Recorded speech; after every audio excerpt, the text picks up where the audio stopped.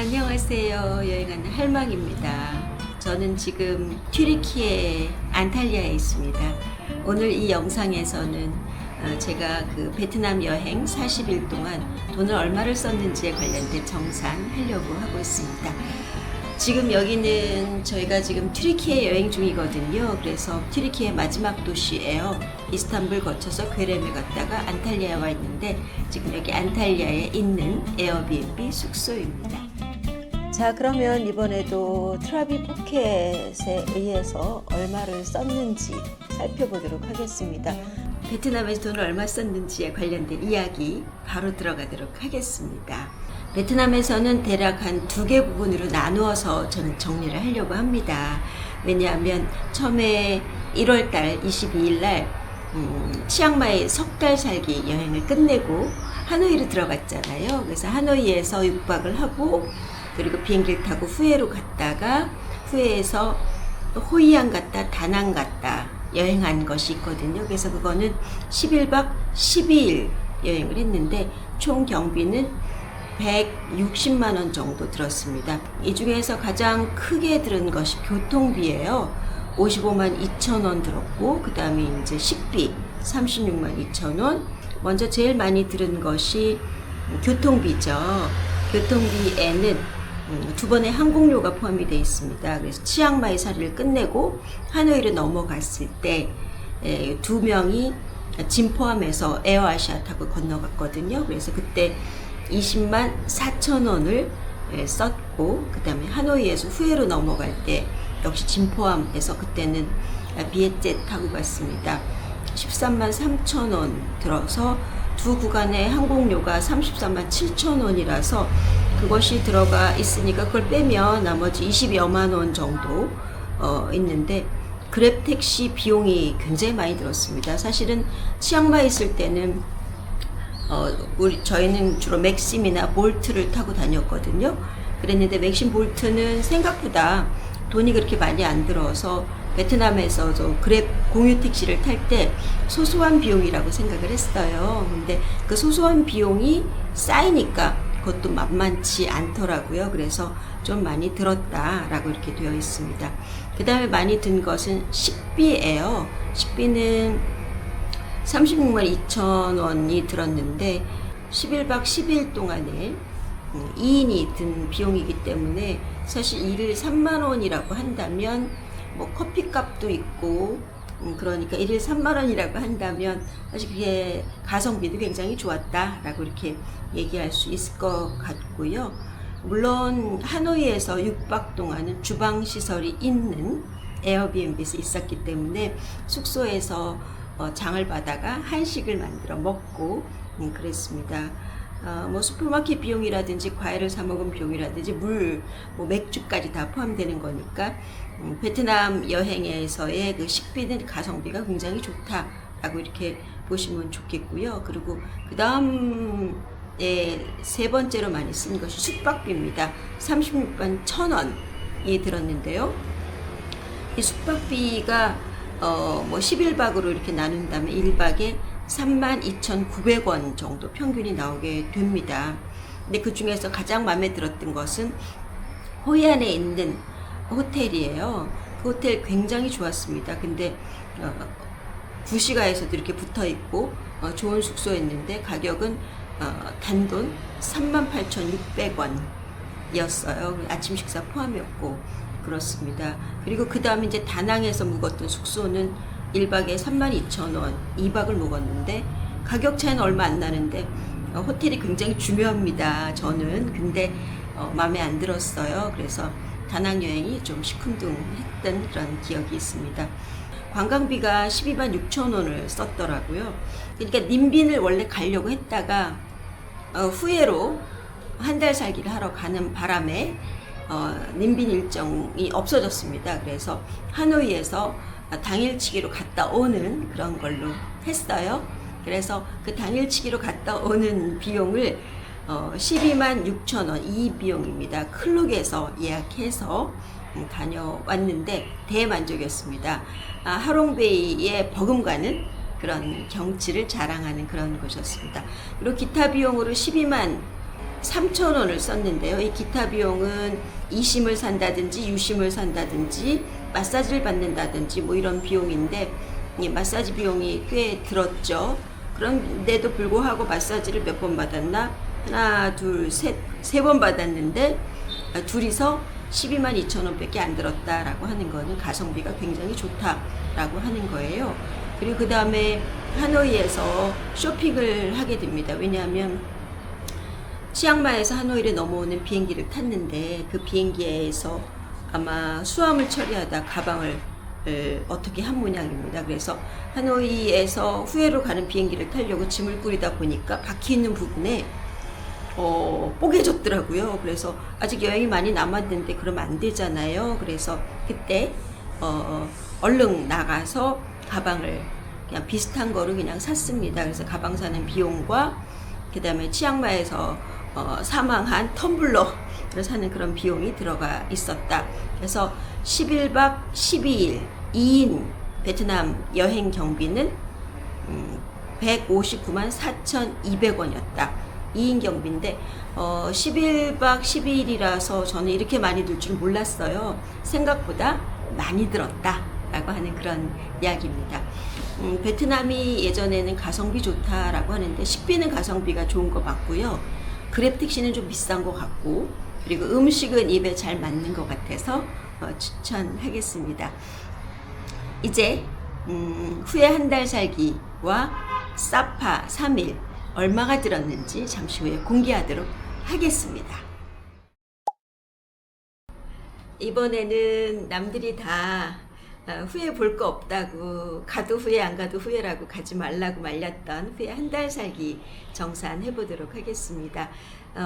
후회를 한 달 살기 하게 된 이유는 숙소를 찾다 보니까 조금 한적한 곳에 대저택이 있더라고요. 그래서 그 저택이 좀 비싼 집이에요. 근데 28박을 예약하는 걸로 이렇게 해보니까 갑자기 가격이 뚝 떨어져 갖고 여기서 한 달 살기를 해야 되겠다라는 생각이 들어서 중국 일정도 줄이고, 원래 님빈에 가서 또 며칠 있으려고 했던 일정도 줄이고 해서 한 달을 맞췄습니다. 한 달을 맞춘 게 아니라 28박부터가 에어비앤비에서는 한 달로 치거든요. 그래서 28박을 예약을 하고 다른 일정 때문에 25박을 하고, 그리고 좀 일찍 체크아웃을 하고 사파로 넘어갔습니다. 그래서 이번 여기에서 정산하는 거는 후에 25박 플러스 그 다음에 사파 3박 그리고 버스에서 잔 것까지 해서 29박 30일 동안 얼마를 썼느냐에 관련된 정산하겠습니다. 지금 제가 있는 이곳은 튀르키예 안탈리아에 있는 에어비앤비 숙소인데요. 에어비앤비 숙소, 여기도 물가가 많이 올라서 우리 남편과 저만 단독으로 쓸 수 있는 집은 많이 비싸더라고요. 그래서 젊은 여자분이 호스트인 집에서 같이 거실도 공유하고 화장실도 공유하고 부엌도 공유하는 집을 얻었는데, 저 뒤에 있는 약간 붉은 빛깔 페인트는 원래는 푸르스름한 색깔이었어요. 어젯밤에 이 친구가 이걸 다 칠해버렸더라고요. 재주 좋은 친구가 뚝딱뚝딱 뭘 잘 만듭니다. 자, 그러면 얼마를 썼는지에 관련된 이야기 계속해서 해보도록 하겠습니다. 29박 30일 동안 숙박비가 제일 많이 들었는데 60만 원 들었고요. 그 다음이 식비 48만 7천 원, 거의 50만 원 들은 셈이고, 교통비가 33만 원, 그 다음이 기타 등등 뭐 유심이라든지 머리 자르는 비용이라든지 마사지 받는 비용이 17만 원 정도 들었고. 자, 그러면 숙박비는 얼마가 들었는지 대저택 공개할 텐데요. 영상 먼저 보고 오실까요? 여기가 제가 한 달 살기를 하고 있는 집이에요. 이렇게 약간 분홍빛으로 터치를 해놓은 것도 재미납니다. 들어가자마자 있는 그곳인데, 그곳은 바로 2층이에요. 그래서 거기서 28박을 예약을 해서 살고 있고요. 여기가 우리가 한 달 동안 지낼 집의 거실입니다. 이것이 이제 저희가 지내야 될 한 달 살기 방인데요. 좀 수준 있는 고급 주택단지에 있는 집이고, 이 방을 선택한 이유는 저 샤워부스 때문이에요. 그리고 여기서 일하는 친구가 있구나. 여기는 내가 에어비앤비에서 제일 좋아하는 공간, 부엌이다. 여기에서 한국 음식을 만들어 먹었는데 어떤 날은 떡볶이도 만들어 먹었다. 영상에서 보이는 바로 이분이 닉이라고 하는 분인데 이분이 열심히 쓸고 닦고 관리를 해준다. 시내에서 한 4km, 5km 정도 떨어진 집인데 예전에 아마 꽤 세력가의 집이었거나 그런 것 같습니다. 왜냐하면 거실도 엄청 넓고 식당도 부엌이죠. 엄청 한 10인용 식탁이 있고 그리고 방마다 화장실이 있는 것을 설계할 정도의 집이면 예전에 꽤 안목이 있는 사람이 설계한 것이 아닌가라는 생각이 들었습니다.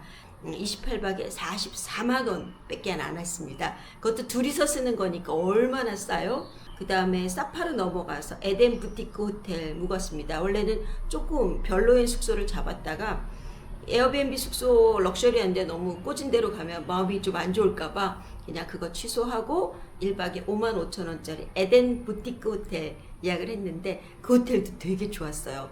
황금빛 욕조에 그 다음에 창문에서 그 선플라자 뷰가 보이고 그리고 조식도 포함이고 뭐 이런 거라서 약간 유럽한 숙소였다라고 이렇게 얘기할 수 있겠는데요. 그래서 에어비앤비 44만원, 에덴 부티크 호텔 16만 5천원, 그래서 모두 60만 원이 숙박비로 들었다. 이번에는 식비예요. 식비는 48만 7,241원이 나왔습니다.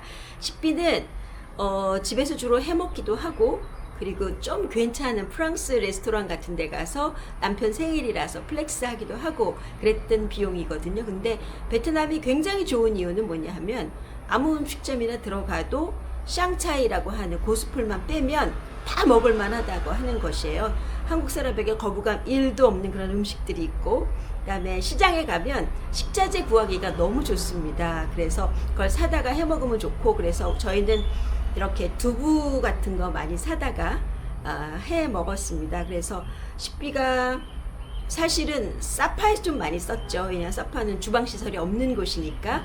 그래서 한 달 살이 집에서는 장 보는 비용이 주로 많이 나왔었고 사파에서는 외식 비용이 많이 나왔는데 합쳐서 48만 7천원 30일 동안 썼다라고 하는 것입니다. 자, 이번에는 교통비입니다. 교통비는 33만 3천원이 들었는데요. 이 중에서 후에에서 하나의 공항으로 가는 그 항공료가 12만 2,200원. 둘이죠. 그러니까 1인당 6만원 정도 들었고, 그 다음에 하노이 공항에서 사파까지 간 슬리핑 버스가 48,000원, 1인당 24,000원이 들어서 그 부분이 들어갔고, 그 다음에 나머지는 후에에서 있을 때 소소하게 타고 다닌 공유 택시 비용이라고 이렇게 보시면 좋겠습니다. 그런데 남편 핸드폰이 그랩을 부를 수가 없는 상황이 됐어요. 뭐가 문제인지 모릅니다.